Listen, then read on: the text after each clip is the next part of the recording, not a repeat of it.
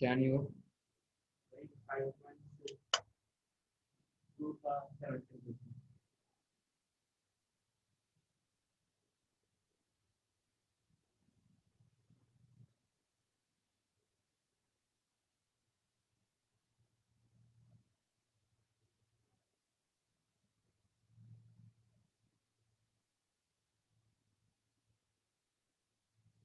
5.2 का 17 करवाए थे तुम्हारे क्लास में?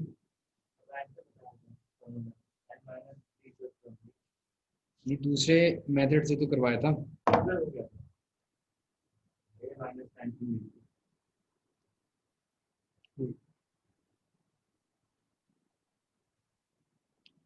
20th term from the last term, मतलब पी की वैल्यू इसमें कितनी है? 20। ठीक है, और एन इसमें कितना है? निकालना पड़ेगा, निकालना पड़ेगा, है ना? तो कैसे निकालेंगे? एन हम लोग को पता है कितना है, 253। कैसे 20 बोला? नहीं नहीं, वो तो find the 20th term from the beginning, वो तो 20th term from the beginning position दिया है, sorry from the last, last से दे रखा है पोजीशन। नंबर ऑफ टर्म्स तो नहीं पता ना हमें, तो नंबर ऑफ टर्म्स तो निकालना पड़ेगा। बता दिया ना समझ में? फॉर्मूले का क्या होता था? N minus P plus one होता था। एन क्या होता था वहां पे? Number of terms. और पी क्या होता था? लास्ट से पोजीशन। और वन तो वन है। तो यहाँ पे फॉर्मूला क्या होता है एन का? A plus N minus one d equals to 253। N की वैल्यू कितनी है? सॉरी, ए की वैल्यू कितनी है? 3। एन निकालना है और डी कितना है? 5 इक्वल्स टू 253। तो यहाँ से एन हमारा कितना आ जाएगा? 5 times N minus one equals to 250। तो यहाँ से हमारे पास एन कितना आ जाएगा? एन आ जाएगा 51। ठीक है। अब इस, अब जो हमारा फॉर्मूला होता था क्या होता था? N minus P plus, N minus P plus one th term होगा ये फ्रॉम द बिगिनिंग, है ना? फ्रॉम द बिगिनिंग मतलब एन के लिए कितनी है? 51। 51 minus 20 plus one th term होगा फ्रॉम द बिगिनिंग। इसको सॉल्व करेंगे कितना आ जाएगा? 32। 32 टर्म होगा फ्रॉम द बिगिनिंग, मतलब ए 32 निकालना है। ए 32 कितना होगा? ए प्लस 31 डी। ए कितना है? 3। और 31 इंटू डी कितना है? 5। तो यहाँ से आंसर कितना आ जाएगा हमारा?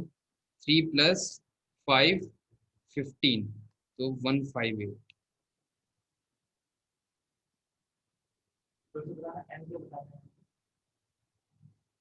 एन, एन का क्या बताऊँ? एन नंबर ऑफ टर्म्स बता रहा है। दोनों काम होता है इनका, पोजीशन, एन पोजीशन भी बताता है और नंबर ऑफ टर्म्स भी बताता है, सीक्वेंस में कितनी नंबर ऑफ टर्म्स है। दोनों चीज बताता है ना। हाँ। हम्म। हम्म। 20 क्या है? 20 पोजीशन बता रहे फ्रॉम द लास्ट। हाँ, 20 तो आखिरी से बता रहे पोजीशन।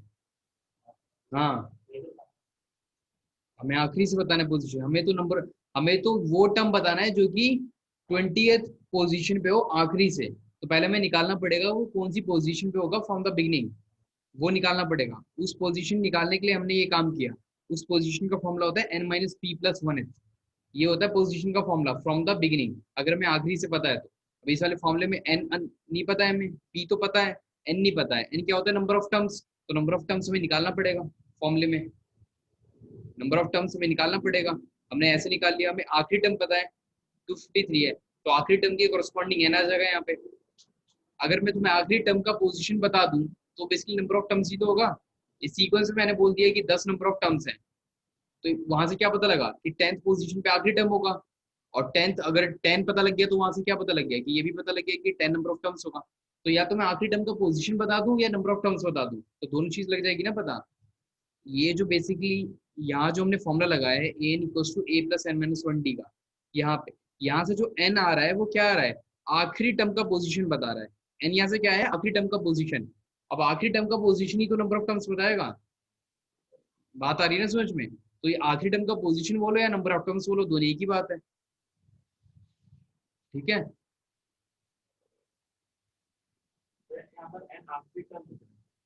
हम्म। एन कोई सा भी टर्म हो सकता है।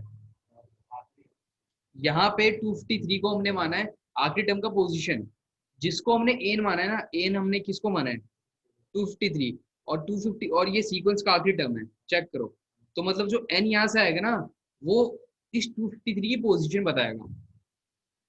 क्या बताएगा, इस 253 की पोजीशन बताएगा। और पोजीशन बताएगा तो मतलब नंबर ऑफ टर्म्स भी बताएगा। अगर आखिरी टर्म की पोजीशन तुम्हें पता लग गई सीक्वेंस में, तो नंबर ऑफ टर्म्स भी तो लग गए पता।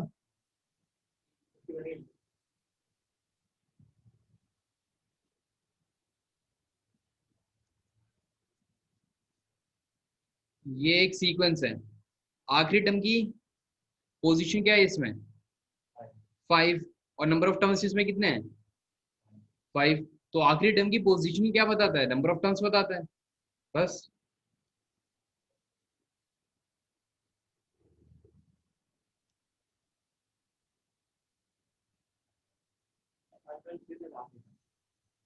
हम्म,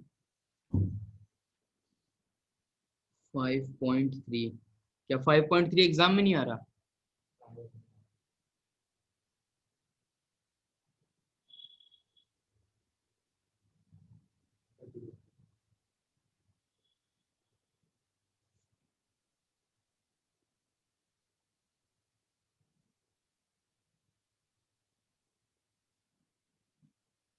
ऐसा थोड़ी ना होगा कि कुछ भी नहीं आ रहा हो।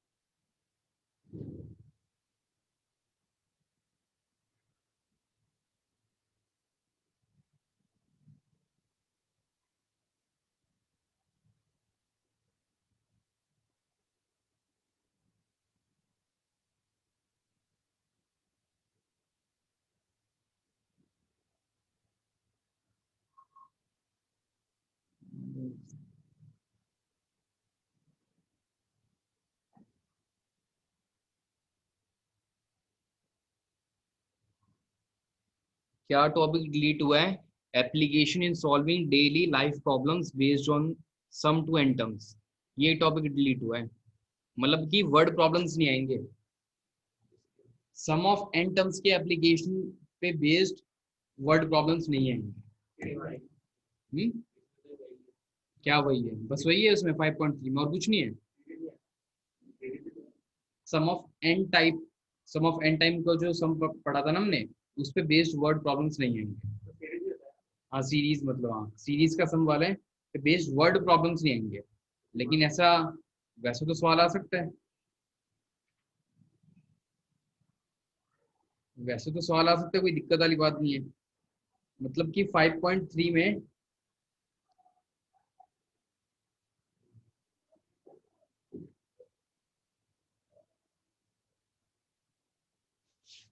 15th क्वेश्चन के आगे आगे तुम छोड़ सकते हो। 15th क्वेश्चन को इंक्लूड करके उसके आगे आगे क्वेश्चंस को तुम लोग छोड़ सकते हो अगर चाहो तो। 11th में तो फिर से आएगा ये, लेकिन अगर चाहो तो 15th क्वेश्चन को मिला के उसके आगे के क्वेश्चंस को छोड़ सकते हो। ठीक है। लेकिन ये पीछे के तो आएंगे सवाल, मतलब जो वर्ड प्रॉब्लम्स नहीं आएंगे, कौन से वाले, सम ऑफ एन टर्म्स का जिसमें यूज हो रहा हो, वो वर्ड प्रॉब्लम्स नहीं आएंगे, वो भी जो डेली लाइफ प्रॉब्लम पे बेस्ड है। तो ये सारे सवाल जो है डेली लाइफ प्रॉब्लम पे बेस्ड है। ठीक है, स्पाइरल वाला हो गया, ये बाकी सवाल हो गए, और इसमें सम ऑफ एन टर्म्स का एप्लीकेशन है, तो ये सारे सवाल नहीं आएंगे। लेकिन उसके पीछे वाले तो सारे सवाल आ सकते हैं। ठीक है,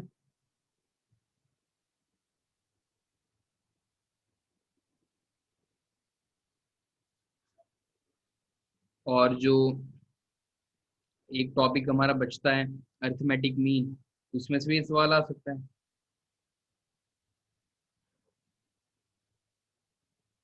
ठीक है, तो जहां पे भी दिखे कौन सा सवाल, जो एग्जाम्पल में भी जब सॉल्व करोगे तो वहां पे अगर इस टाइप का सवाल दिखे हमें कि वर्ड प्रॉब्लम है जो डेली लाइफ से जुड़ा हुआ है और जिसमें सम ऑफ एंटम्स यूज हो रहा है, उसको छोड़ सकते हो। ठीक है,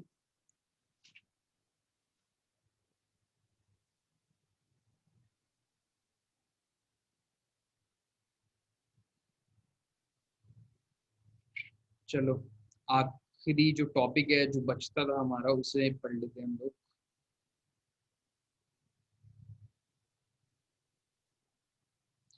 हाँ, every term of an AP can be expressed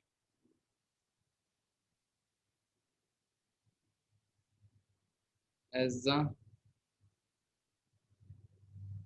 average of terms equidistant from it।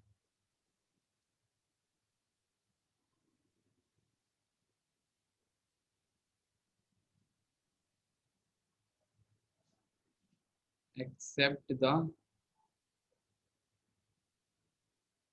first term and the last term।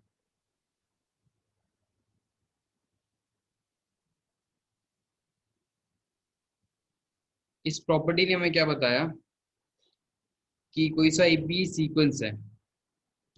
ठीक है, जनरल एबी को कैसे एज्यूम करते हैं हम लोग, ए प्लस डी, ए प्लस 2d, ए प्लस 3d। अब तो ये सब आना चाहिए समझ में, है ना। ऐसे ही करके मैंने मान लिया ए प्लस 10d तक मैंने मान लिया, तो नंबर ऑफ टर्म्स इसमें कितनी है, 11। ठीक है, इसने हमें क्या बताया कि हमें एपी का कोई सा भी टर्म है उसको मैं कैसे लिख सकता हूँ, average, average of terms equi distant from it. Equi distant का मतलब हमने बहुत बार डिस्कस कर लिया, क्या होता है, सेम दूरी पे, यही तो होता है। तो मतलब जैसे कि मुझे इस टर्म को लिखना है, ये थर्ड टर्म है हमारा, है ना। तो थर्ड टर्म को मैं कैसे लिख सकता हूँ, इससे इक्वी डिस्टेंट जाओ, मतलब जितना पीछे जाओगे उतना ही आगे जाना पड़ेगा। तो एक कदम पीछे जाओ तो कौन सा टर्म मिलेगा, ये वाला टर्म मिलेगा। और एक कदम आगे जाओगे तो कौन सा टर्म मिलेगा, ये वाला टर्म मिलेगा। तो ये जो ना दो टर्म्स हैं वो इक्वी डिस्टेंट है, किससे, इस वाले टर्म से। ठीक है, इन दोनों के एवरेज के टर्म्स में लिख सकता हूँ। दो नंबर का एवरेज कैसे निकालते हैं पता है ना, उन दो नंबर को जोड़ दो और 2 से डिवाइड कर दो। ठीक है, तो कैसे मैं लिख सकता हूँ इसे, a plus d plus a plus 3d divided by 2, ऐसे मैं इन दोनों को लिख सकता हूँ। देखो जब तुम इसको सॉल्व करोगे तो ए प्लस 2d के बराबर ही आ जाएगा ना। सॉल्व करना नहीं आता तुम लोगों को, कितना आ जाएगा, 2a+4d/2, 2 कॉमन निकाल के काट सकते हो तो कितना आ जाएगा, a+2d आ जाएगा।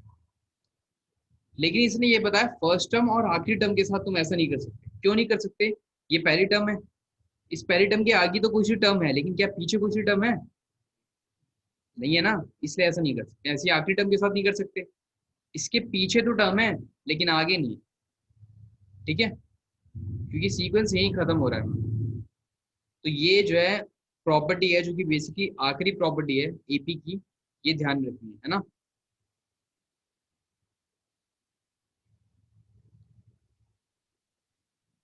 अच्छा, जैसे ये लिखा हुआ है हमारा a+2d लिखा हुआ है, ऐसी में क्या क्या एक स्टेप पीछे, क्या ऐसी में 2 स्टेप पीछे भी जा सकता हूँ,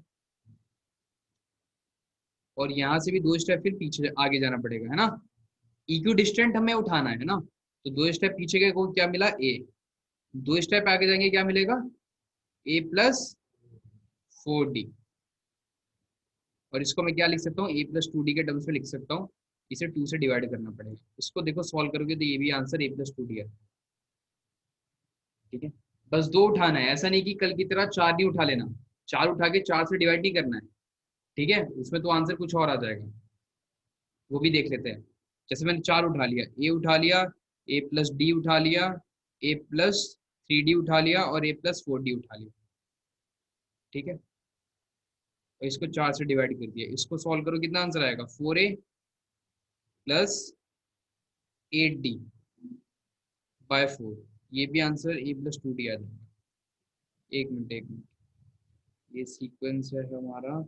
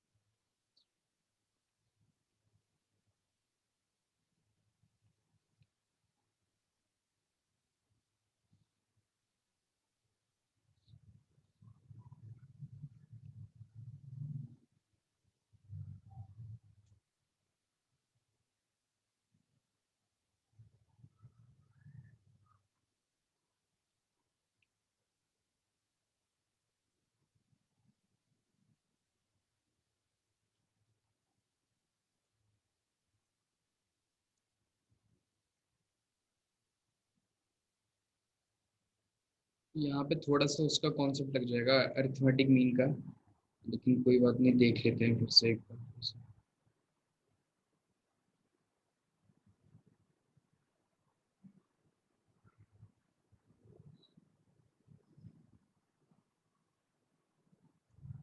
हाँ, देखो कोई सा भी टर्म लिया उससे इक्वी डिस्टेंट लेंगे। ठीक है, इक्वी डिस्टेंट लेने के बाद उसका एवरेज निकाल देंगे। ठीक है, मतलब कि, और इक्वी डिस्टेंट तुम कितने भी ले सकते हो, 2 ले सकते हो या 4 ले सकते हो या 6 ले सकते हो। जैसे कि मैंने मतलब मान लो इसको उठा लिया और इसको उठा लिया, ये इक्वी डिस्टेंट है, इन दोनों का एवरेज ले लेंगे। या तो मैं इसको उठा लूं, इसको उठा लूं और इसको उठा लूं और आगे वाले को उठा लूं और इन चारों का एवरेज ले लूं। तो 4 का एवरेज कैसे लेंगे? 4 से डिवाइड कर देंगे। 2 के लिए 2 से डिवाइड और 4 के लिए 4 से डिवाइड। ठीक है, बस इसके साथ ऐसा नहीं करेंगे। मतलब ए को मैं ऐसे नहीं लिख सकता, मैं क्या करूं, ए प्लस डी ले लूं और उसको पीछे ऐसे मान लूं कि 0 है और उसको 2 से डिवाइड कर लूं। तो इसको सॉल्व करके तो ए के बराबर नहीं आएगा, दिख रहा है। ऐसे ही इसके साथ भी ऐसा नहीं है। ठीक है, तो ये वाली प्रॉपर्टी ध्यान में रखनी है। ठीक है ना? जो कल हमने प्रॉपर्टी पढ़ी थी, अब मैं फिर से रिवाइज करवा देता हूँ मैं।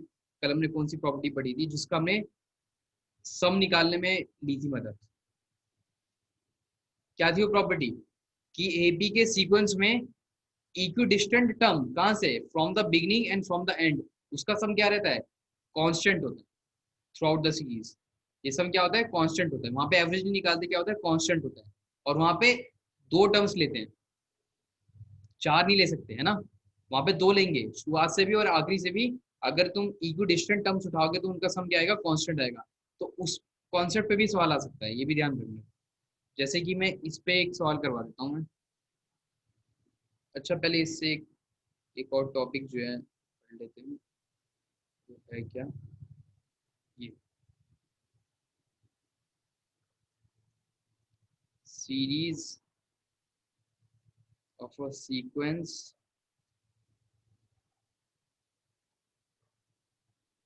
can be represented in compact form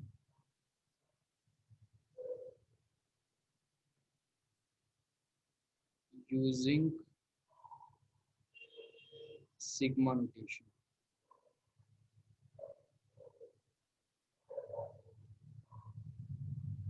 देखो,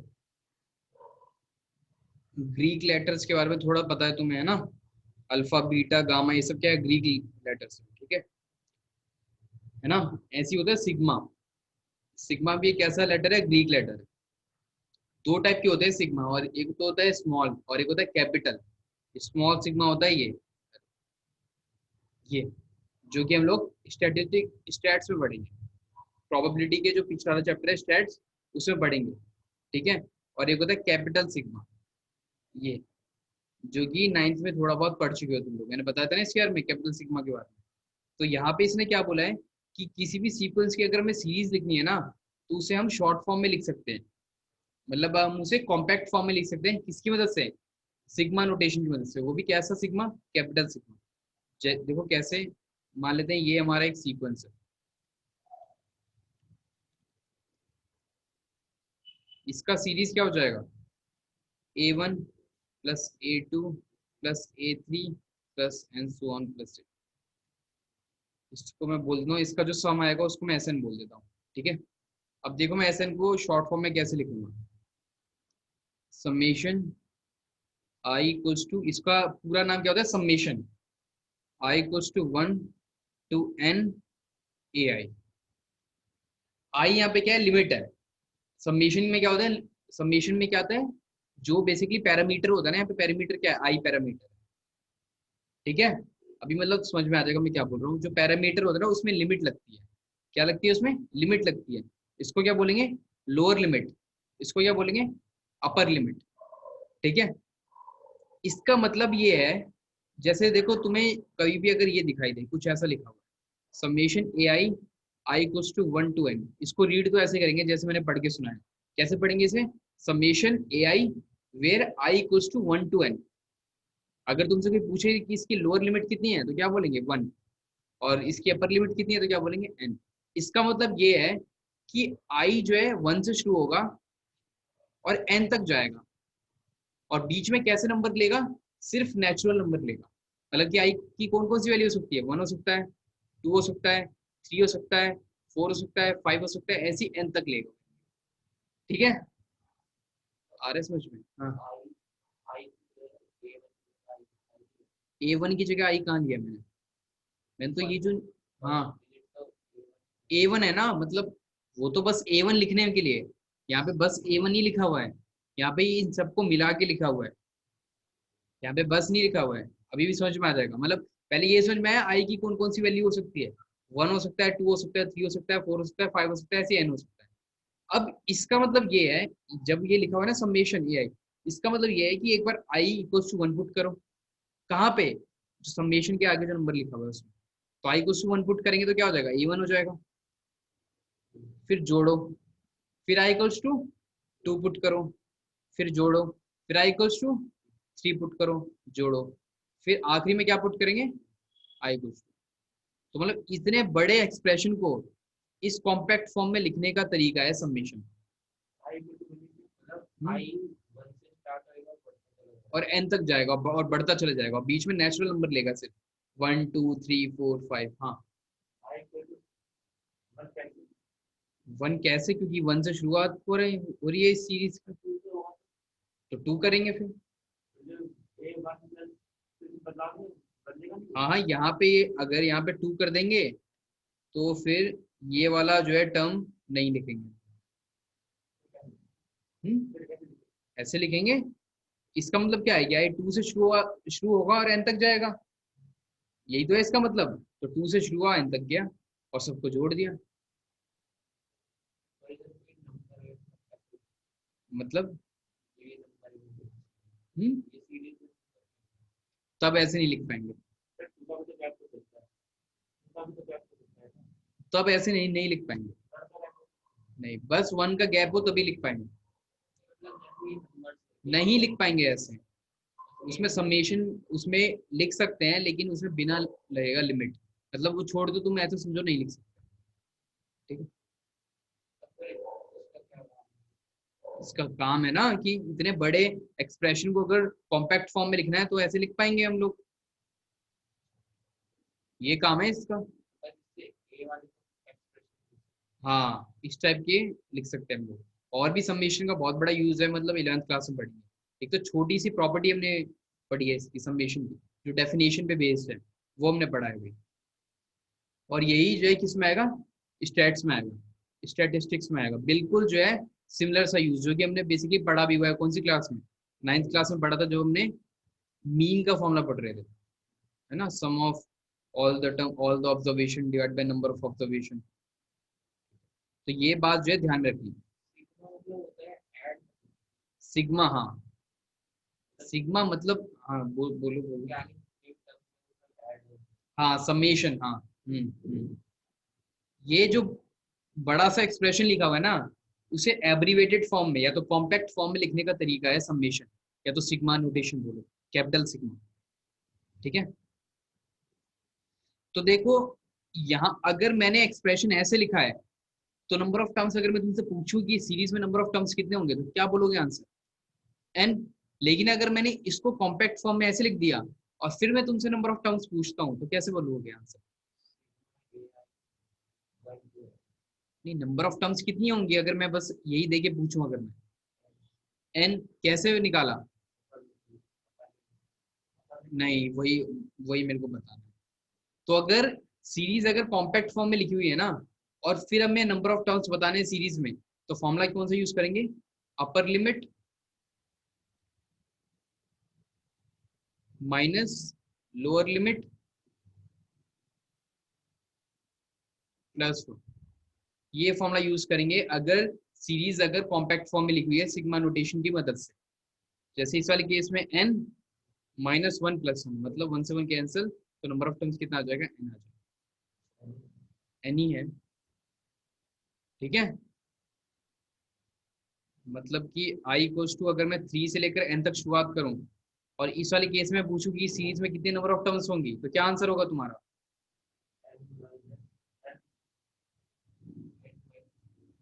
एन माइनस टू होगा। क्या होगा formula? N minus three plus one, मतलब एन माइनस टू। ठीक है, तो ये वाला, ये भी रिजल्ट जो है ध्यान रखना कि अगर सिग्मा नोटेशन में लिखा हुआ है कोई सी सीरीज, तो उसमें नंबर ऑफ टर्म्स हमें डायरेक्ट निकालना आना चाहिए।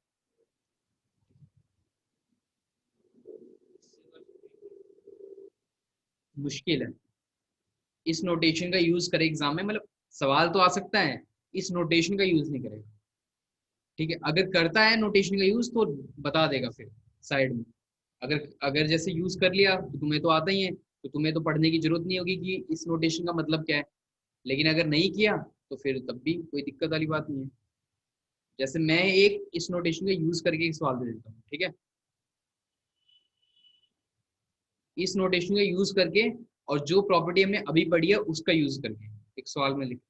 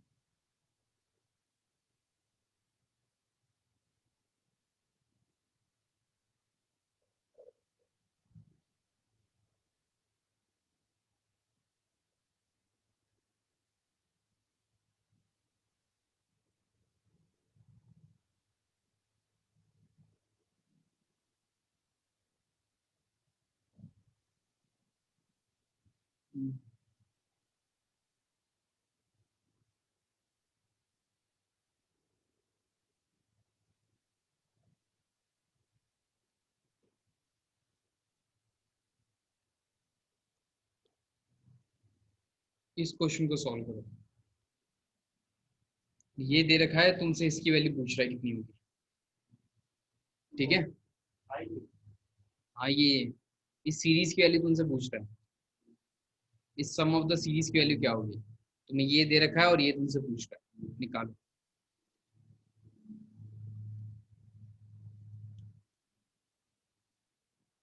पहले इसे एक्सपेंडेड फॉर्म में लिखो, ये एब्रीवेटेड फॉर्म में लिखा हुआ है। समेशन को खोलो पहले, लिखो, फिर कुछ प्रॉपर्टी लगाने की कोशिश करो। अच्छा, यहाँ पे लिखा हुआ है कि ये A1 A2 A3 up to A20 किसमें है? एपी में, वरना तो सवाल ही नहीं हो पाएगा। ठीक है, समेशन साइन को खोलो, दे अगर ये एपी में है तो सीरीज एपी में है, एपी सीरीज है, क्या प्रॉपर्टी लगा सकते हैं? जो हमने प्रॉपर्टी पढ़ी है उसमें से किसी क्या प्रॉपर्टी लग सकती है इस वाले सवाल में? देखो, कोशिश करो सवाल को सॉल्व करने की। इसको i equals to 0 to n a 2i plus 1। इसका मतलब क्या है कि आई 0 से शुरुआत होगा n तक जाएगा। ठीक है,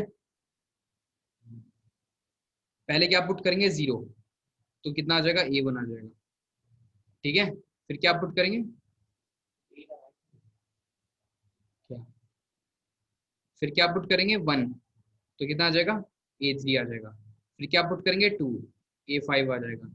ऐसे ही चलते जाएंगे और आखिरी में क्या पुट करेंगे 9, तो a19 आ जाएगा। ठीक है, तो अगर ये देखो बेसिकली क्या लिखा हुआ है, ऑड टर्म्स का ये सीरीज लिखा हुआ है ना। करो फिर। हम्म, हाँ एसएन नहीं निकालना है, इसका सम निकालना है, ये निकालना है। एसएन तो मैंने बोला ही नहीं कुछ। एसएन तो क्या होता है, sum of first n terms होता है, वो तो मैंने बोला ही नहीं कुछ निकालने की। हाँ ये सीरीज का सम निकालना है, इस सीरीज का सम एसएन होगा। अगर होता तो मैं लिखता नहीं फिर एसएन। एसएन क्या होता है, sum of first n terms of AP. इसमें एन टर्म्स है भी, इसमें तो है ही नहीं। इसमें तो बीच का A2 मिसिंग है, A4 मिसिंग है, A6 मिसिंग है, तो कैसे हो गया ये।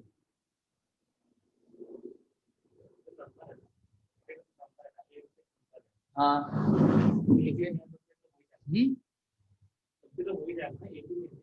एपी में, हाँ हाँ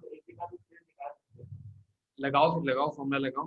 मुझे नहीं पता, कोशिश करो सॉल्व करने की। तो मुझे नहीं पता, वही तो सॉल्व करो। तुम्हें यही समझ में नहीं आया अभी तक, निकालना क्या है। इसका सम निकालना है, और क्या निकालना है, ये निकालना है। ये दे रखा है और ये निकालना है। इसका यूज नहीं है इसका, तो इसे हटा दो, मिटा दो, बस यही निकालो। कैसे निकालोगे।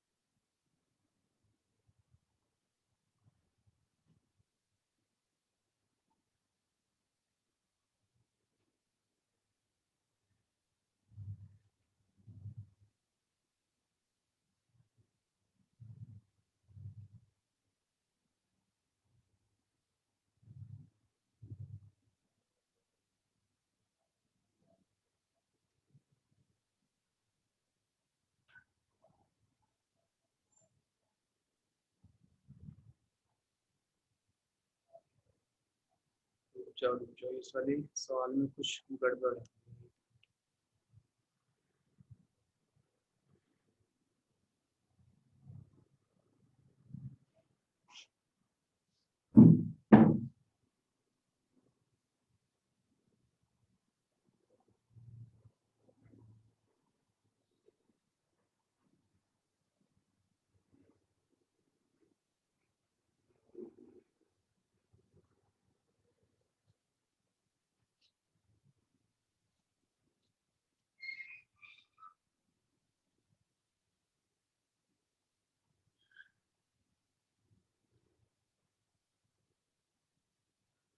कोई बात नहीं, सबमिशन को खोलना तो आ गया ना।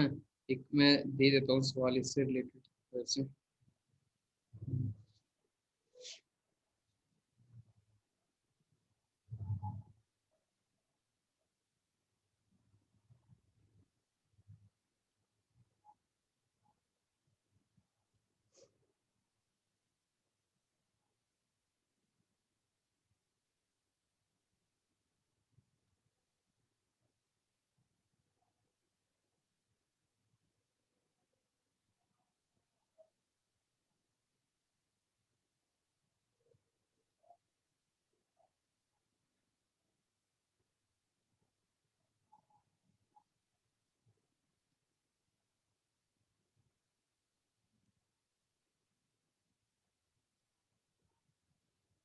इसका सम दिया हुआ है 200, और तुमसे ये पूछ रहा है summation i equals to 1 to 20 AI। इसका सम पूछ रहा है, इसे सॉल्व करो, ये हो जाएगा सॉल्व। AI की वैल्यू नहीं बतानी, ये सीरीज का सम निकालना है, ये जो सीरीज लिखी हुई है, सीरीज का सम निकालना है, सीरीज नहीं निकालनी, सीरीज तो लिखी हुई है, और क्या निकालोगे, सीरीज का सम निकालना है। हम्म, तो सब थोड़े ना दे देगा सवाल में। छोड़ रहे हैं तो मैं सोल्व करके दिखाता हूँ। ये जो और ये लिखा हुआ है कि जो है A1 A2 A3 ये सब AP में है, ये तो लिखा हुआ है ना, लिख लेते हैं, तुम्हें बाद में दिक्कत होगी। A1 A2 A20 ये सब AP में, क्या A2 क्या होगा? हम्म, सवाल में ये लिखा हुआ है, ये A2 है, इसको एक्सपेंड करोगे तो क्या आएगा? ये क्या लिखा हुआ है, summation I equals to 1 to 20 AI। इसका मतलब क्या है, A1 plus A2 plus A3 and so on plus A20 तक, मुझे इसका सम निकालना है, ठीक है, और मुझे ये लिखा हुआ है। अब देखो, मैंने कुछ ऐसा बताया था कि कल equi distant term from the beginning and from the end, उसका सम कांस्टेंट होता है एपी की सीरीज, बताया था ये मैंने। 1 और 20 को देखो, ये इक्वी डिस्टेंट टर्म है from the beginning and from the end, और ये मैंने तरीका भी बताया था कैसे चेक करते हैं कि टर्म्स इक्वी डिस्टेंट है कि नहीं from the beginning and from the end. कैसे, जो इंडेक्स है उसका सम क्या आना चाहिए, नंबर ऑफ टर्म्स प्लस 1 आना चाहिए। नंबर ऑफ टर्म्स कितनी है सीरीज में, 20 है ना, 1 और 20 को जोड़ोगे तो कितना आएगा, 21। तो मतलब ये एक ऐसी टर्म्स है इक्वी डिस्टेंट टर्म है from the beginning and from the end, ठीक है। और वो जो इन दोनों टर्म्स का सम आएगा वही इन दोनों टर्म्स का सम आएगा, क्योंकि ये भी टर्म्स कैसी हैं, इक्वी डिस्टेंट है from the beginning and from the end. ये 5 लिखा हुआ है और यहाँ पे 16 लिखा हुआ है, 16 प्लस 5 कितना होता है, 21, ठीक है। तो जो इसका सम आएगा वही इसका सम आएगा, इसके सम को मैं मान लेता हूँ लैम्डा, लैम्डा सुना हुआ है ना, ठीक है। इन दोनों को सम को मिला के मैं लैम्डा मान लेता हूँ, तो इन दोनों का सम भी क्या होगा, लैम्डा, मतलब लैम्डा प्लस लैम्डा कितना है, 200। तो यहाँ से 2 लैम्डा की वैल्यू कितनी आ जाएगी, 200, तो यहाँ से लैम्डा कितना आ जाएगा, 100। ये तो क्लियर है, लेकिन हमें तो ये निकालना है, इसका सब निकालना है, ठीक है। अब देखो इसमें क्या करो, ये और ये कैसी टर्म है, सिमेट्रिक है कि नहीं है, तो इन दोनों का सम क्या होगा, लैम्डा, ठीक है।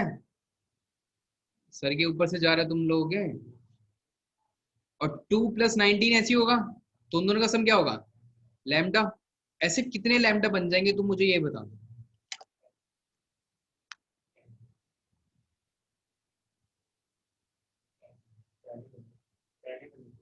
10 बनेंगे, 120, 2 19, 9 का नहीं, सम कितना आएगा, 20 आ जाएगा सम।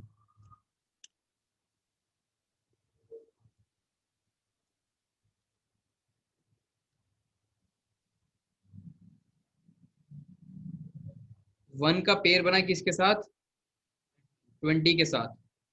टू का पेयर बना किसके साथ, 19 के साथ। थ्री का लिख लेते हैं पूरा एक बार, 4 का, 5 का,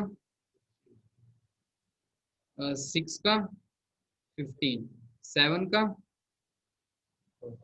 14, 8 का, 13, 9 का, 12, और 10 का,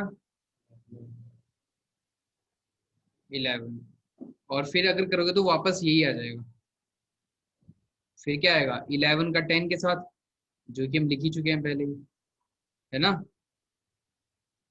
और ये बात, और नंबर ऑफ टर्म्स कितनी इसमें आ रही है, मतलब कितने पेयर बन जा रहे हैं, 10, और ये हमें समझ में भी आना चाहिए, नंबर ऑफ टर्म्स इसमें कितना है, 20, तो 20 को 2 से डिवाइड करें तो 10 पेयर बनना भी चाहिए। अगर नंबर ऑफ टर्म्स, एक और सवाल ऐसा लेंगे जिसमें नंबर ऑफ टर्म्स क्या हो जाएगा, 21 हो जाएगा, तो जैसे मान लेते यही सवाल होता, ठीक है, तब तो खैर सवाल पूरा चेंज करना पड़ जाता, लेकिन कोई बात नहीं। अगर मैं तुमसे ऐसे ही पूछूं कि अगर नंबर ऑफ टर्म्स अगर 21 होता, है ना, तो कितने पेयर बनते, 10 बनते उस वाले केस में भी, एक टर्म छूट जाता उस वाले केस में, कौन सा छूट जाता वो बताओ मुझे। नहीं वो छूट जाता, हाँ वो पेयर में आता ही नहीं वो मतलब क्या होता है यहाँ से वो बेसिकली सीक्वेंस का मिडल टर्म होता। समझ में आ रहा है? ये तो सुना होगा उसमें निकाल मीडियन में सुना होगा मिडल टर्म कुछ, है ना? चलो इस पे ही बात कर लेते हैं थोड़ी, मिडल टर्म। हम्म, इस पे मतलब मिडिल टर्म बोलेगा नहीं लेकिन आ तो सकता है, मतलब बोलेगा नहीं कि मिडिल टर्म है लेकिन ऐसे तो आ सकता है सवाल। देखो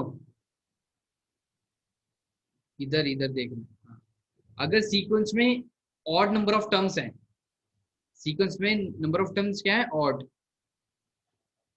if number of terms are odd, अगर नंबर ऑफ टर्म्स अगर ऑड है तो मिडिल टर्म कितना होगा सीक्वेंस में, एक होगा। कितनी होगी मिडिल टर्म सीक्वेंस में, एक। और वो कौन सी होगी, कौन सी टर्म होगी सीक्वेंस की मिडिल टर्म, नहीं नंबर ऑफ टर्म्स अगर ऑड है तो मिडिल टर्म एक ही होगा। जैसे कि मैंने 5 टर्म लिखा, 5 कैसा नंबर है, ऑड। इसमें बोलूं कि बीच वाली टर्म बताओ तो कौन सी है, ये एक ही है इसमें मिडिल टर्म, दो नहीं है। इस वाले केस में कितनी है मिडिल टर्म, एक है। ठीक है। अभी उसका ही बात करेंगे, पहले ऑड के बारे में बात करें। ठीक है। तो तब हमें अगर मिडिल टर्म निकालना है तो कैसे निकालेंगे, a n plus one by two, इस वाले फॉर्मूले का यूज करें। A n plus one by two, two th term कौन सा होगा, मिडिल टर्म होगा। जैसे इस वाले केस में नंबर ऑफ टर्म्स कितनी है, 5, तो मतलब ए 5 प्लस वन बाई टू, मतलब कि ए 3 कौन सा होगा, मिडिल टर्म, और वो आया भी। ठीक है। लेकिन अगर नंबर ऑफ टर्म्स अगर क्या है, ये सेम कॉन्सेप्ट कहाँ लगेगा, मीडियन में लगेगा। ठीक है। तो यहाँ पढ़ लो क्या है, वहां पढ़ लो, एक ही बात। तो अगर नंबर ऑफ टर्म्स क्या है, इवन है, तब क्या होगा, दो होंगी मिडिल टर्म, दो उस वाले केस में दो होंगी। ऐसा नहीं बोलेंगे एक भी नहीं है, उस वाले केस में कितनी होगी, दो होगी। ठीक है। पेयर तो बन जाएगा लेकिन मिडिल टर्म उसमें दो होंगी, वो जो दोनों मिडिल टर्म है ना उन दोनों का पेयर बन जाएगा उसमें। तो कौन कौन सी होगी उसमें, एक तो ए एन बाई टू और एक ए एन बाई टू प्लस, ये दोनों होंगी उस वाली केस में मिडिल टर्म। जैसे कि मैंने 4 टर्म्स लिखी मैंने, ठीक है, मैंने क्या लिखी, 4 टर्म्स लिखी मैंने, A1, A2, A3 और A4। नंबर ऑफ टर्म्स कितनी है, 4, 4 कैसे नंबर होता है, इवन। तो इस वाले केस में कितनी मिडिल टर्म एग्जिस्ट करेंगी, दो। कौन कौन सी, इस वाले फॉर्मूले से निकालेंगे, A2 और A3, मतलब ये दोनों। हम्म, एक ही चाहिए, दो होती है, एक चाहिए कैसे फिर, नहीं मिडिल टर्म है, दो है इस वाले केस में। नहीं मिडिल टर्म निकालने के लिए नहीं आएगा, ये तो मैंने मिडिल टर्म बता दिया, इसका अपना एक यूज है। ये जो कॉन्सेप्ट है मिडिल टर्म का, इसका अपना एक यूज है, ये मैंने बता दिया। सवाल में ये नहीं पूछेगा कि मिडिल टर्म बताओ, ऐसे नहीं पूछेगा सवाल में, दिक्कत मतलब। ये तो मैंने बता दिया कि यूज आ जाएगा। हाँ, क्या पूछना है, दोनों होंगी, दो होंगी, जीरो नहीं होगा। बहुत बच्चों को जीरो आंसर याद होता है, वो अलग बात है, लेकिन जीरो नहीं होगा। दो होंगी, कौन कौन सी होंगी, ए एन बाई टू और a n by two plus. Point में लिखना है, क्या पॉइंट में लिखना है,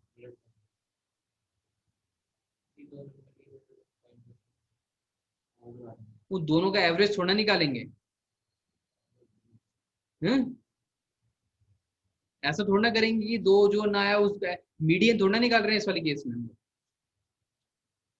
अभी तो टर्म्स के बारे में बात कर रहे हैं, उस टर्म का एवरेज है, इसमें कुछ नहीं निकाला। एवरेज तो कुछ भी आ सकता है, पॉइंट में भी आ सकता है, पॉइंट में नहीं भी आ सकता है। हम तो मिडिल टर्म्स क्या रहे हैं, बात कर रहे हैं कि अगर नंबर ऑफ टर्म्स अगर ऑड होगा तो एक होगी मिडिल टर्म, जो कि होगा a n plus one by two. और नंबर ऑफ टर्म्स अगर इवन होगा तो मिडिल टर्म दो होंगी, उसमें होगा ए एन बाई टू और a n by two plus one. ठीक है। अब इसका यूज क्या है, ये सवाल इस पे नहीं आएगा कि मिडिल टर्म बता दो, ये तो बड़ा आसान सवाल हो जाएगा, एक नंबर का हो जाएगा, है ना, ये सवाल नहीं आएगा। लेकिन इसका यूज हम लोग कर सकते हैं, कैसे यूज कर सकते हैं, इस वाले केस में नंबर ऑफ टर्म्स कितनी है, 20। है ना। तो मिडिल टर्म इस वाले केस में कितने आएंगी, 2। और वो कौन कौन सी होंगी, A10 और A11। ठीक है। तो जब तुम पेयर बनाने जाओगे ना, तो मिडिल टर्म का अपने आप एक पेयर बन जाएगा। तो मतलब ये बोलने का मतलब ये है कि यहाँ पे एक भी पेयर छूटेगा नहीं। बताइए समझ में। और अगर नंबर ऑफ टर्म्स अगर ऑड होगा तो एक पेयर छूट जाएगा, एक टर्म छूट जाएगा, और वो कौन सा होगा, मिडिल टर्म होगा वो। जैसे अगर मैं A21 लिख दूं तो एक नंबर छूट जाएगा, मतलब कि इसमें पेयर कितने बनेंगे, 10। एक नंबर छूट जाएगा। अब वो पूछे कौन सा टर्म छूट जाएगा, पूछेगा नहीं, लेकिन अपने आप से अगर पूछे कौन सा टर्म छूट जाएगा, तो आंसर क्या बोलेंगे, A11। कैसे, क्योंकि A11 क्या है, मिडिल टर्म। कैसे देखा, पता लग गया। ठीक है। तो अभी पहले इस वाले क्वेश्चन का आंसर निकाल लेते हैं हम लोग। मतलब आ गया ना समझ में। अगर समझ में नहीं आया तब भी कोई दिक्कत वाली बात नहीं है। ठीक है। इस वाले क्वेश्चन को मैं, मतलब ये क्वेश्चन एग्जाम में आ सकता है, लेकिन जो जैसे तुम सवाल सॉल्व करोगे ना, मैं वैसे ही सॉल्व करके बताऊंगा। ये तो हमने शॉर्टकट देख लिया, मतलब ये प्रॉपर्टी का यूज कर लिया हमने। ठीक है। लैम्डा के लिए कितने हैं, 100। अब यहाँ पे सबका पेयर बन जाएगा। तो ये बेसिकली क्या लिखा हुआ है, 10 लैम्डा लिखा हुआ है। बताइए समझ में। कल हमने देखा था ना कि 5 को 5 बार जोड़ दे तो आंसर क्या आता है, 5 × 5। तो लैम्डा को अगर 10 बार जोड़ेगी तो आंसर क्या आएगा, 10 × लैम्डा। 10 पेयर बन गए, हर एक की वैल्यू लैम्डा है। Lambda plus lambda plus lambda, तो लैम्डा इंटू 10 हो जाएगा। अब लैम्डा की वैल्यू कितनी है, 100। तो आंसर कितना आ जाएगा, 1000। सेम है, लैम्डा ही है। बिल्कुल डिफरेंस है। मैं तो सम को मान रहा हूँ। मैं तो A1 + A20 का जो सम आएगा वो लैम्डा आएगा, मैंने तो ये बोला। और A2 + A19 का सम आएगा वो लैम्डा आएगा। हाँ हाँ, ये सेम होगा, यही तो मैंने पढ़ाया था। बिल्कुल। सीक्वेंस सेम होनी चाहिए, सीक्वेंस तो सेम है ना। सीक्वेंस सेम, ये एक ही सीक्वेंस के बारे में तो बात कर रहे हैं। सीक्वेंस सेम होना चाहिए। कल मैंने यही तो पढ़ा था कि equal distant terms from the beginning and from the end, उसका सम किसी भी एपी सीरीज में सेम होना चाहिए। एपी सीरीज वो हमेशा कांस्टेंट होता है। तो या तो A1 या A20 का सम निकालो, या A2 + A19 का सम निकालो, वो through out the AP series क्या आएगा, कांस्टेंट आएगा। ठीक है। क्लियर है। तो यहाँ पे आंसर क्या आ जाएगा हमारा, 1000। लेकिन मान लेते हैं चलो कि हमें ये प्रॉपर्टी नहीं पता है। ठीक है। हमें प्रॉपर्टी नहीं पता है, जो कि तुम लोगों को नहीं है पता असली में। ये प्रॉपर्टी तो लगाइए, और क्या लगाइए। हाँ, एक ही लगाइए। हम्म। नहीं, भूल गए थे ना तुम लोग, कोई बात नहीं। मतलब मान लेते हैं कि एग्जाम में भूल गए, ठीक है। वैसे ही इस वाली प्रॉपर्टी से सवाल करना मत अगर एग्जाम में आए। ठीक है। कैसे करना, देखो मैं बता रहा हूं। हमें क्या दिया हुआ है, इसका सम हमें दे रखा है 200। जनरल एपी मान लो। ये- चलो ठीक है। हमें क्या दिया हुआ है, A1 + A20 + A5 + A16 का सम कितना दिया हुआ था, 200। A1 का फॉर्मूला लगाओ, क्या होता है, A + D। ये तो पढ़ा हुआ है ना। A20 कितना हो जाएगा, A + 19D। और A5 A + 2D। और A16 A + 15D equals to कितना है, क्या क्या 4D हो जाएगा, अच्छा अच्छा। अब LHS को जोड़ो, सिंप्लीफाई करो। जो एक्सप्रेशन लिखा हुआ है LHS में उसे सिंप्लीफाई करो, कितना आएगा, 4A + 39।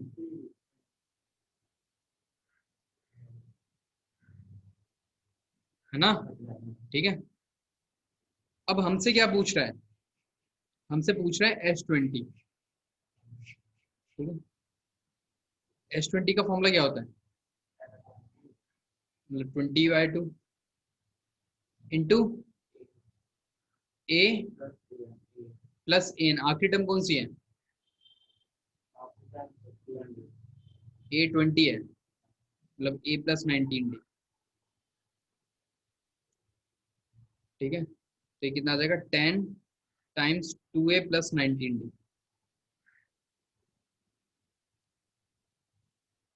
ठीक है।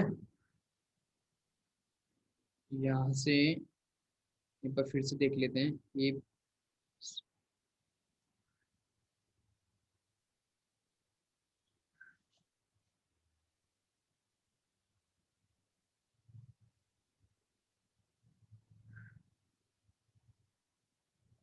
एक मिनट, हमने सवाल में बहुत पहुंच पहुंच कर दिया हमने। अगर हम इसको फर्स्ट टर्म बोल रहे हैं A1 को, तो ये A होना चाहिए ना ये,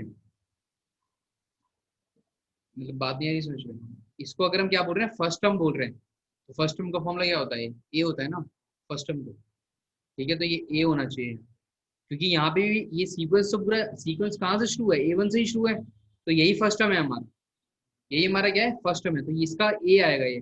मैंने फॉर्मूले में ए, मैंने क्या लिखा है फॉर्मूले में, A+D लिखा है। तो यहाँ पे कितना आ जाएगा, 38 आ। ठीक है, तो यहाँ से कितना आ जाएगा, 2 कॉमन निकाल लोगे तो कितना आ जाएगा, 2A+19D इक्वल्स टू 200। तो यहाँ से 2A+19D की वैल्यू कितनी आ गई, 100। ठीक है, आ गई ना, इसको इसमें पुट कर देंगे तो यहाँ से कितना आ जाएगा, 1000। यहाँ से भी सेम आंसर है, बिल्कुल सेम। हमने पहली बार फॉर्मूला गलत लगा दिया था। A1 क्या होता है, A1 तो A के ही बराबर होगा, जो फर्स्ट टर्म ने माना है उसमें D थोड़ा ना आएगा कुछ। ठीक है ना, लेकिन मैंने देखो ये सवाल क्यों करवाया, मेरा ये सवाल मेरे को प्रॉपर्टी भी नहीं बताना था तुम्हें। अगर प्रॉपर्टी तुम्हें याद नहीं है तब भी कुछ फर्क नहीं पड़ता, कोई दिक्कत वाली बात नहीं है। तो ये सवाल पढ़ाया क्यों, देखो क्यों करवाया। अगर तुम पहले अगर सोचते ना, देखो ये क्या है, एक इक्वेशन है और दो वेरिएबल है, ए और डी है। हमें निकालना क्या है, हमें इसकी वैल्यू निकालनी है। हमें ये छोड़ देते हैं इसे पूरा, हमें ये निकालना है, हमें ये निकालना है, इसकी वैल्यू निकालनी है। यही तो निकालना था, S20 निकालना था ना हमें, तो S20 का मतलब ये निकालना है ना।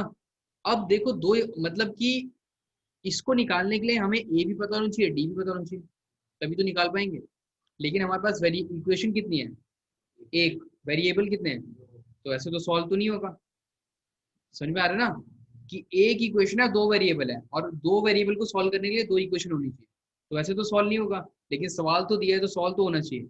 अगर तुम लोग अगर शुरुआत से अगर सवाल को ऐसे सोचते, तो इसका मतलब ये है कि जो सवाल जो तुम्हें दे रहे हैं ना, तुमसे ए और डी की वैल्यू निकालने के लिए नहीं बोल रहा, मतलब ए और डी की वैल्यू का यूज होगा ही नहीं सवाल में, और होगा भी नहीं। हुआ क्या, नहीं होगा, अभी मैं बता भी दूंगा, मतलब समझ में आ रहा है। ए और डी की वैल्यू का सवाल में यूज होगा भी नहीं।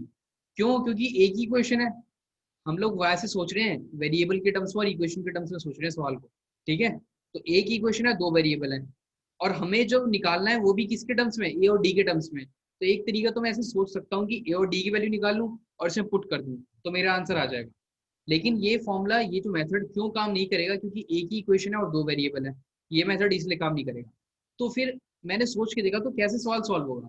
बेसिकली सवाल अगर दिया है तो सॉल्व होना चाहिए, तो इसका मतलब ये है कि जब इसे हम आगे सिंप्लीफाई करने जाएंगे ना, तो ये जो एलएचएस में एक्सप्रेशन लिखा हुआ है, इसका मल्टीपल बन जाएगा कुछ, मतलब कुछ ऐसा बन जाएगा, लैम्डा टाइम्स 4A+3D। बना क्यों नहीं बना, इसको हमने सिंप्लीफाई किया तो कितना आया था, ये कितना आया था 10, और ये कितना होता है 2A+3D, 2A+19D सॉरी, इसका मल्टीपल बन गया इसका।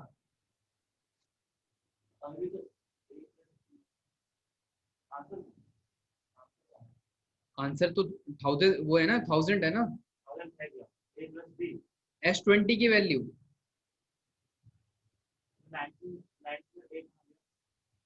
ये वाला है, इसकी जरूरत नहीं पड़ी ना, मैं, मुझे ये पता था, मैंने डायरेक्ट इसको यहाँ पुट कर दिया, तो मेरा 1000 आ गया आंसर। वही तो मैं कह रहा हूँ, इस वाले सवाल में ए और डी निकालने का यूज ही नहीं है, और वो निकलेगा भी नहीं, और वो निकालने का फायदा भी नहीं है कुछ।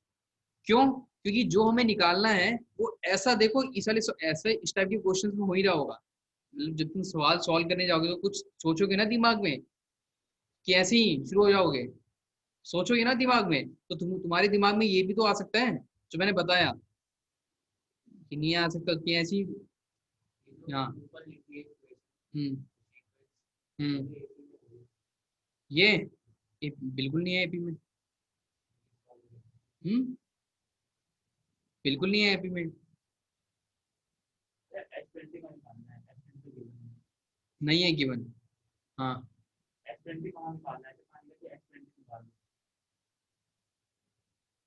ये लिखा था ना, ये क्या है, एपी में दे रखा है। ये एपी, ये बेसिकली क्या लिखा हुआ है, एपी सीरीज लिखी हुई है। एपी सीरीज को कॉम्पैक्ट फॉर्म में लिखा हुआ है। ये भी तुम छोड़ दो, सवाल में ऐसे लिखा हुआ है A1 + A2 प्लस ऐसे करके लिखा हुआ है A20। इसका मतलब क्या होता है, S20 तो होता है इसका मतलब। और क्या होता है, SN का मतलब क्या होता है, लास्ट टर्म। SN का मतलब क्या होता है, नंबर ऑफ टर्म्स कितनी है, जब n लिखा हुआ है। Sum of first n terms of AP series, जो एपी सीरीज लिखी है उसके पहले n टर्म्स का सम है। हाँ मतलब पहले तुम छोड़ दो, n टर्म्स का सम। ठीक है, मतलब जो एपी सीरीज लिखी हुई है उसमें n टर्म्स का सम का ये फॉर्मूला होता है। और ये कितनी लिखी हुई है, ये एपी सीरीज लिखी हुई है कहाँ से कहाँ तक, 20 टर्म का। तो ये क्या है बेसिकली, S20 तो लिखा हुआ है ये। कल को जो मैंने पढ़ाया था, मैंने डेरिवेशन, उसमें क्या मैंने यूज किया था, यही तो यूज किया था मैंने, SN का फॉर्मूला। SN का जो नोटेशन का मतलब क्या था, sum of n terms of AP series. जो n टर्म्स है एपी की सीरीज में, उसके सम को लिखने का तरीका है SN, शॉर्ट फॉर्म में। एक और शॉर्ट फॉर्म ये है, एब्रीवेटेड फॉर्म। ये तो क्या है, सिंबल है ना। ये इसको लिखने का तरीका है शॉर्ट फॉर्म में। और ये तो क्या है, उसको इसको रिप्रेजेंट करने का सिंबल। बिल्कुल नहीं, वो पूछेगा नहीं ना, क्योंकि निकल नहीं पाएगा। जो निकलेगा वही पूछ सकता है ना। हाँ, S20 क्यों निकल जाएगा, ये प्रॉपर्टी लगा के निकल जाएगा, और जो हमने दूसरे मेथड से सॉल्व किया वैसे निकल जाएगा। S15 का मतलब क्या होगा, जो एपी जो सीरीज लिखी है उसमें पहले 15 टर्म्स का सम, मतलब 15 टर्म्स का सम। मतलब A15 का मतलब क्या होगा, A1 + A2 up to so on plus A15, ये होगा। लेकिन जब तुम ये सॉल्व करने जाओगे तो ये भी हो जाएगा, सॉल्व तो हो जाएगा ये भी, नहीं ये सॉल्व नहीं हो पाएगा, ये सॉल्व नहीं हो पाएगा। जो सॉल्व हो पाएगा वही तुमसे पूछेगा। अपर लिमिट मतलब क्या, अच्छा यहाँ पे, हाँ तब हो सकता है, तब हो जाएगा। तुम्हें जो सवाल दिया जाएगा ना, वो सॉल्वेबल ही होगा, वो दिक्कत मत लो। वो सॉल्व हो रहा होगा इसलिए तुम्हें सवाल दिया जाएगा। ठीक है,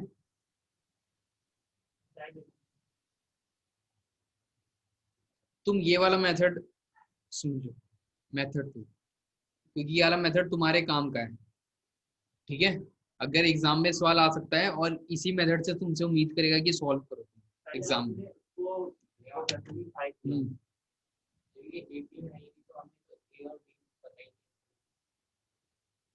एपी में देखो क्या सवाल में क्या लिखा हुआ है, A1 A2 A3 A4 A5 ये सारे एपी में है। तो एपी में है तो फॉर्मूला यूज कर सकते हैं एपी का। हाँ,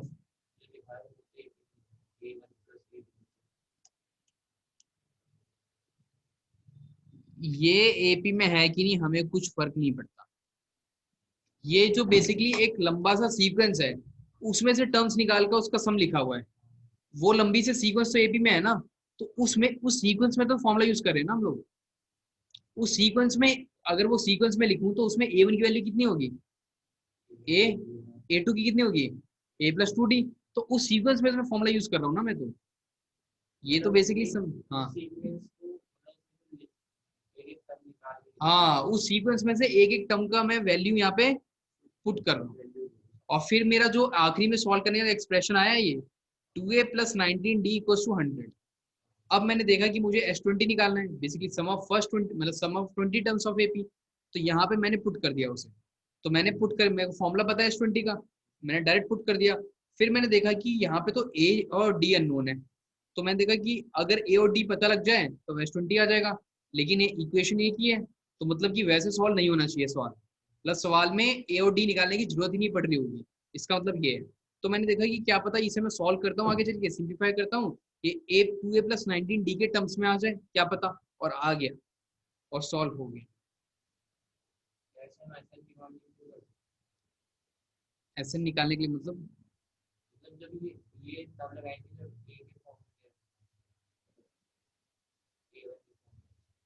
ऐसे ये, मतलब जो ये सेकंड स्टेप के इसके इसके बारे में बात कर रहे हो ना, सिग्मा तो तुम भूल जाओ, मतलब मैंने, मतलब वो छोड़ दो, मैंने तो सिग्मा नोटेशन ऐसे ही पढ़ा दिया था मैंने, सोचा कि आगे यूज आएगा, तो मैंने सोचा कि थोड़ा पढ़ लोगे, छोड़ दो। अगर सिग्मा नोटेशन समझ में भी नहीं आया तो कोई दिक्कत वाली बात नहीं है। अगर ऐसा सवाल आया, ऐसे ये प्रोसीजर है सॉल्व करने का, ऐसे सॉल्व करेंगे। अभी तुमने ये सवाल पहली बार देखा ना, इसलिए थोड़ा सा जो है डर गए हो शायद से। हाँ हाँ, अगर ये सवाल होगा तो हमेशा ऐसा हो रहा होगा। ये लिखा हुआ है ना यहाँ पे, दिया है सवाल में 200 है। सवाल में दे रखा है कि 200 के बराबर है। क्या मतलब पूछ रहे हो? यहाँ से यहाँ ये वाला स्टेप, 2 से डिवाइड कर दिया ना दोनों तरफ मैंने, तो इससे कैंसिल हो गया और ये 100 आ जाएगा। अगर इस टाइप का सवाल हुआ तो ऐसे ही सॉल्व हो रहा होगा। अब ये मत बोलना कि 2a+19d ही आ रहा होगा, अरे कुछ और आ रहा होगा, लेकिन सॉल्व ऐसे हो रहा होगा। जैसे यहाँ पे मतलब मान लो कि ऐसे आ गया a+15d, तो आगे चल के जब तुम सॉल्व करोगे तो यहाँ पे कुछ ऐसा आ जाएगा a+15d × 15। तो तुम क्या करोगे, इसके लिए तुम्हें पता होगी, इसमें पुट कर दोगे। तो ये मतलब कि ये सम ऑफ द सीरीज का मतलब ये टॉप लेवल का क्वेश्चन है ये, सम ऑफ द सीरीज का, एपी की सीरीज का टॉप लेवल का क्वेश्चन है ये। और ये दो टाइप से हो सकता है।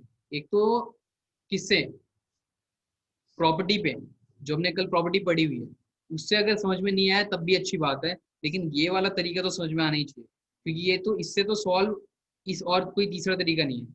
तो उससे सॉल्व मत करना, सॉल्व किससे करना है, इसी से करना है, इसी मेथड से सॉल्व करना, क्योंकि इसमें कुछ यूज ही नहीं करना, कुछ यूज करना है, कुछ प्रॉपर्टी यूज नहीं करी, इसमें तो फॉर्मूला यूज किया हमने, बस फॉर्मूला यूज किया ना, एस एन का फॉर्मूला यूज किया और ए एन का फॉर्मूला यूज किया है बस। और इसी पे तो पूरा चैप्टर चलता है एपी का।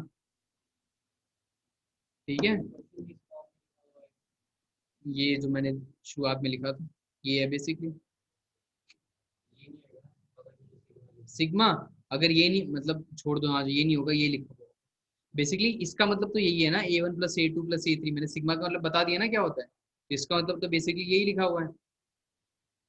ठीक है, सिग्मा वैसे लिखा हुआ नहीं आएगा एग्जाम में, दिक्कत मतलब। तो सिग्मा मैंने इसलिए बता दिया कि आगे चल के स्टैट्स जब चैप्टर पढ़ेंगे, स्टैटिस्टिक्स, तो उसमें जो है सिग्मा नोटेशन बहुत बार यूज होगी, तो मैंने इसलिए बता दिया बस। ठीक है, आगे समझ में। तो बस एक टॉपिक बचता है हमारा, अर्थमेटिक मीन। ठीक है, जो कि मोस्ट प्रोबेबली कल जो है वाला टॉपिक खत्म हो जाएगा, और कल ये वाला चैप्टर भी खत्म हो जाएगा। साइंस मंडे, मंडे से तुम्हारी साइंस की क्लास शुरू होगी, मंडे से। हाँ, मंडे को मैथ भी लाना